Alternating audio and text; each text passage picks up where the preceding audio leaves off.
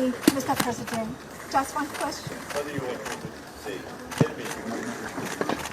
How important the meeting? This is a very important meeting, Mr. President, because you know how much attached we are on stability and sovereignty of Iraq. And I think that is a very important part of this question.